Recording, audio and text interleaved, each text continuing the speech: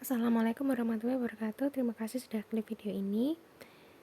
Saya Rahma dari Promosi Kesehatan UPTD Puskesmas Pare. Hari ini akan menyampaikan penyuluhan mengenai inisiasi menyusui dini dan ASI eksklusif.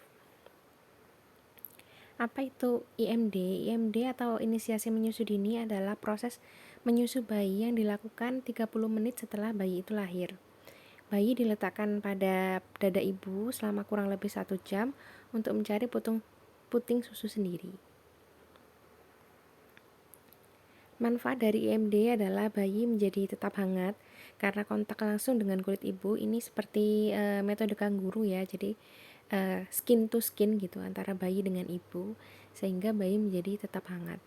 Kemudian pernafasan juga menjadi tenang karena detak jantungnya juga stabil dan bayinya tidak rewel ya. Kemudian meningkatkan ikatan antara ibu dan bayi karena begitu lahir ibu itu langsung memeluk bayi, jadi ikatannya menjadi lebih kuat ya. Kemudian untuk menurunkan rasa nyeri karena perhatian ibu itu teralihkan pada bayinya, jadi rasa nyerinya itu akan berkurang. Kemudian untuk melatih indera penciuman bayi karena mencari puting susu itu berdasarkan dengan penciuman bayi itu ya, karena air susu itu baunya mirip dengan air ketuban. Jadi waktu bayi itu setelah lahir itu bayi itu kan dikeringkan kan ya, dan itu yang tidak dikeringkan adalah bagian tangannya karena itu akan menjadi penuntun bagi bayi untuk mencari puting susunya. Kemudian bayi akan mendapatkan kolostrum. Kolostrum ini adalah ASI pertama ya, yang dapat meningkatkan kekebalan tubuh. Kemudian IMD ini akan meningkatkan keberhasilan ASI eksklusif. Nah, apa itu kolostrum? Tadi saya sudah menyinggung sedikit ya. Kolostrum adalah cairan pertama yang keluar dari payudara ibu atau ASI pertama ya. Warnanya tuh kekuningan, mengandung imunoglobulin A yang penting untuk meningkatkan daya tahan atau kekebalan tubuh. Nah, beberapa orang di daerah itu masih merasa baik kurangnya pengetahuannya, mereka menganggap bahwa kolostrum ini adalah ASI yang tidak bagus ya, karena warnanya itu kuning, karena ASI normalnya itu kan ASI warnanya putih ya, dan ini warnanya kuning, jadi banyak yang dibuang. Padahal kolostrum ini justru mengandung banyak zat-zat kekebalan yang sangat dibutuhkan oleh bayi. Selanjutnya kita bahas tentang ASI eksklusif. Apa itu ASI eksklusif? ASI eksklusif adalah pemberian ASI saja sebagai makanan pada bayi pada usia 0-6 bulan tanpa makanan tambahan lainnya. Jadi nggak dikasih susu formula, nggak dikasih makanan-makanan lainnya, hanya ASI saja. Untuk ibu-ibu yang bekerja, ASI bisa diperah ya, kemudian disimpan sampai dengan 6 bulan. Memang pembekuan ASI ini dapat menghilangkan beberapa zat seperti kandungan vitamin C. Akan tetapi ASI yang dibekukan itu lebih baik kandungannya daripada susu formula ya. Karena memang ASI itu diciptakan khusus untuk bayi ya. Jadi tidak akan ada susu formula yang kandungannya bisa menyerupai ASI ya. Karena ASI itu memang khusus untuk bayi, sementara susu formula kan dibuat oleh manusia. Manfaat dari ASI yang pertama mudah dan murah ya, karena ASI itu gratis. Kemudian mudah juga, kalau mau buat susu itu kan kalau harus bangun dulu, harus masak air dulu gitu kan ya. Kalau ASI ya tinggal dimasukin aja gitu ya, tinggal dikeluarkan terus bayinya langsung disusui sambil tiduran juga bisa gitu ya. Terus mengandung gizi yang sesuai untuk kebutuhan bayi. Ini sudah saya pernah bahas di video sebelumnya yang tentang stunting ya. Jadi ASI itu kandungannya akan menyesuaikan dengan kebutuhan bayi. Saat bayi itu sakit, ASInya itu akan akan mengandung lebih banyak protein dan juga imunoglobulin ya, untuk meningkatkan kekebalannya tubuh bayi. Saat bayi itu sehat, ASInya tuh kandungannya akan berubah menjadi lebih banyak lemaknya untuk meningkatkan berat badan bayi. Ini adalah keajaiban dari ASI ya. Kemudian ASI itu mengandung zat kekebalan tubuh yang tadi imunoglobulin, kemudian melindungi dari alergi karena memang ASI itu diciptakan untuk bayi gitu ya, memang sudah tersedia untuk bayi, jadi bayi tidak akan alergi pada ASI gitu ya. Dan kemudian aman dan terjamin kebersihannya karena steril ya, langsung dari badan ibu langsung keluar, langsung bisa diminumkan.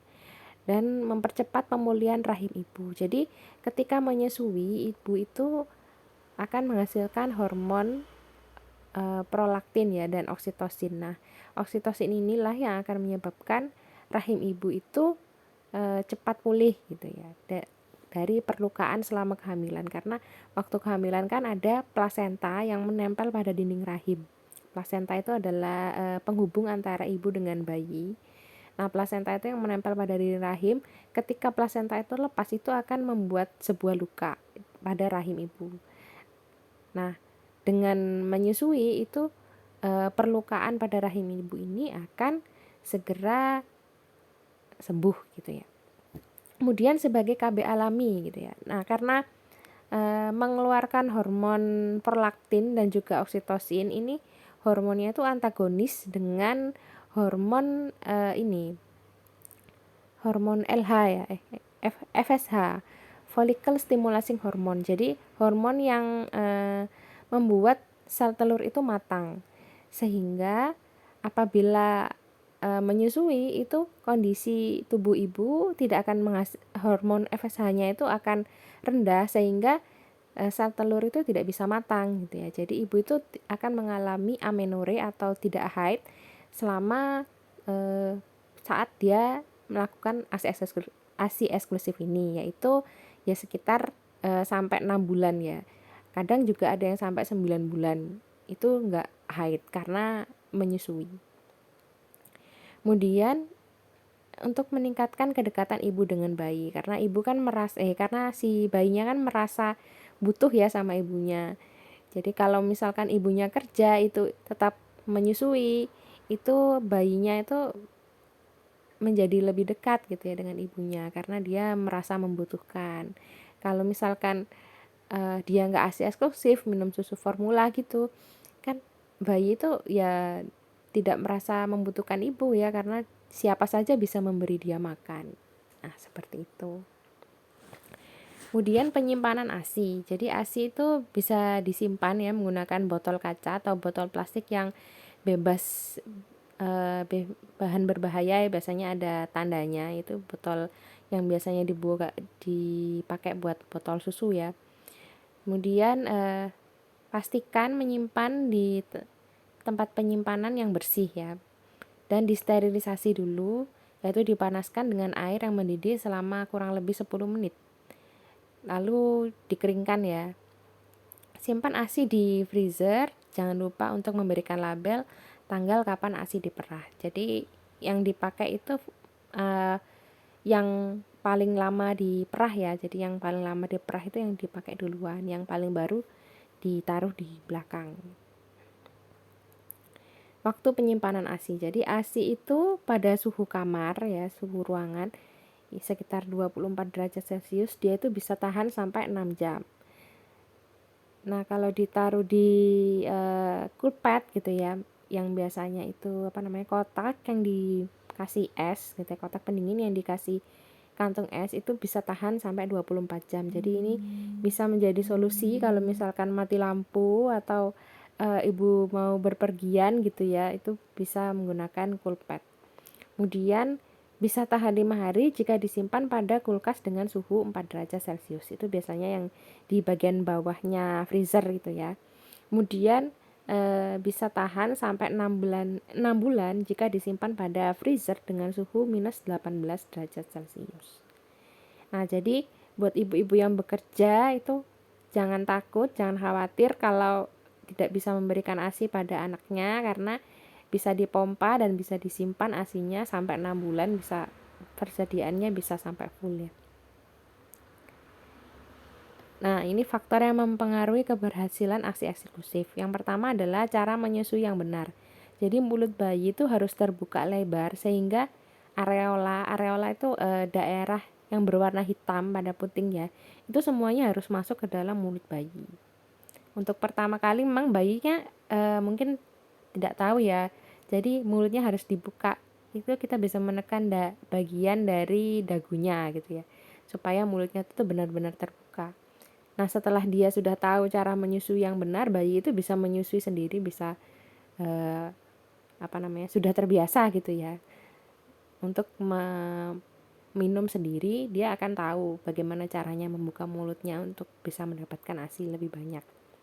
Kemudian menyusui lebih sering ya, setiap 3-4 jam atau 8 kali sehari, karena ASI ini modelnya itu adalah ini ya, sesuai dengan kebutuhan ya. Jadi semakin banyak permintaan itu produksinya akan semakin banyak gitu ya. Jadi kalau semakin sering diminum, produksi ASI itu akan semakin banyak. Nah, kemudian selanjutnya adalah mengendalikan stres ya, mengendalikan ibu dari stres, karena kalau ibu stres itu akan memunculkan hormon stres ya. Hormon stres itu kortisol sama sitokinin ya kalau nggak salah. Itu akan mempengaruhi hormon-hormon lainnya. Tidak hanya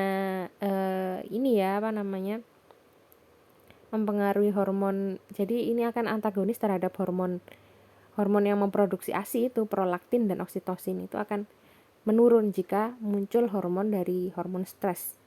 Kemudian rutin memompa ASI. Jadi kalau misalkan bayi ibu itu bekerja dan tidak bisa menyusui, jadi ASINya harus tetap dikeluarkan, dipompa ya, supaya ASINya itu tetap tetap diproduksi. Kemudian menyusui pada 2 sisi payudara. Kadang-kadang bayi itu ada yang dia tuh sukanya minumnya di sebelah kanan aja, ada yang sebelah kiri aja gitu kan ya. Atau mungkin sesuai dengan posisinya gitu yang enak gimana. Tapi sebaiknya adalah dua-duanya itu tetap diminum, kanan dan kiri bergantian, agar produksi ASINya itu sama antara kanan dan kiri. Kemudian kebutuhan gizi ibu harus tercukupi dengan baik ya tentunya. Kalau ibunya asupan nutrisinya kurang juga tidak dari mana gitu ya bisa menghasilkan ASI. Jadi terutama adalah buah dan sayur ya, tentu saja 4 sehat 5 sempurna ya sebenarnya. Jadi protein harus ada. Jadi ibu tuh nggak boleh tara gitu ya, harus makan itu harus ada dagingnya, harus ada proteinnya, harus ada karbohidratnya, harus ada vitamin dan mineralnya ya, harus ada sayurnya, harus ada buahnya itu. Dan beberapa penelitian tuh mengatakan bahwa susu almond dan kacang tanah itu dapat meningkatkan produksi ASI. Kemudian melakukan pijat pada punggung dan payudara. Ini ada perawatan payudara ya. Nanti mungkin bisa kita bahas pada video selanjutnya. Nah, sekian yang bisa saya sampaikan. Terima kasih sudah menonton video ini, dan semoga apa yang saya sampaikan ini bermanfaat untuk Bapak Ibu dan juga mungkin adik SBH yang menyaksikan video ini.